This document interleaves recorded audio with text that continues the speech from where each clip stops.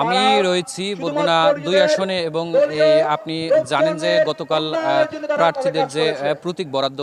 দেয়া হয়েছে এবং তারপর থেকেই কিন্তু আজকে সকাল থেকেই যে এই যে জনসভা কিংবা প্রচারণা যে প্রার্থীদের সেটি কিন্তু আজকে থেকেই শুরু হয়েছে এবং এই বরগুনা ২ আসন মূলত বরগুনা ২টি আসন রয়েছে, বরগুনা ১ এবং বরগুনা ২, এবং আমি রয়েছি বরগুনা ২ আসনে এবং বাংলাদেশ জামায়াত ইসলামী মনোনীত প্রার্থী যিনি রয়েছেন ডাক্তার সুলতান আহমেদ, তার যেই জনসভা সেটি চলছে। এটি মূলত বরগুনার যে বামনা উপজেলার ডৌতলা নামক একটি ঐতিহ্যবাহী বাজার এবং সেখান থেকেই মূলত এই জামায়াতের যিনি প্রার্থী রয়েছেন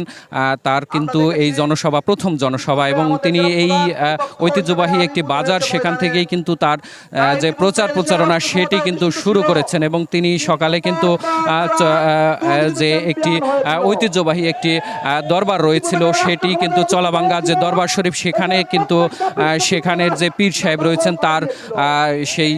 কবর জিয়ারতের পর থেকেই কিন্তু এখানে মূলত তার প্রার্থীর যে প্রচারণা সেটি কিন্তু তিনি শুরু করেছেন এবং এই যে ডৌতলা বাজারে যে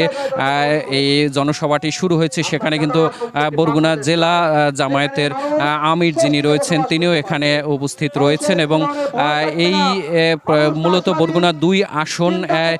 এর আগে কিন্তু এই আসন থেকে বাংলাদেশ জামায়াত ইসলামের মনোনীত কোনো প্রার্থী কিন্তু এখন পর্যন্ত নির্বাচিত হতে পারেনি। এই আসনটিতে মূলত ৫ বার আওয়ামী লীগের মনোনীত প্রার্থীরা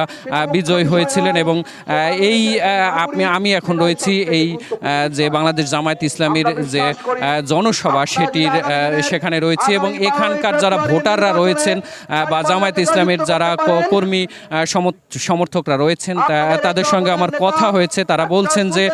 তাদের প্রার্থী বিপুল ভোটে নির্বাচিত হবেন এবং তিনি এই আসনে মূলত প্রার্থীদের জন্য যারা এখানের যারা জনগণ রয়েছে এবং অবহেলিত যে বরগুনা সেই বরগুনার জন্য কাজ করবেন বলে তারা আশা করছেন এবং এখানে যিনি প্রার্থী রয়েছেন ডক্টর সুলতান আহমেদ তার সঙ্গে আমার কথা হয়েছে। তিনি বলেছেন যে এই অবহেলিত বরগুনার জন্য তিনি নির্বাচিত হলে তিনি তাদের জন্য কাজ করবেন। তো এই ছিল আমার কাছে বরগুনার বামনা থেকে সবশেষ।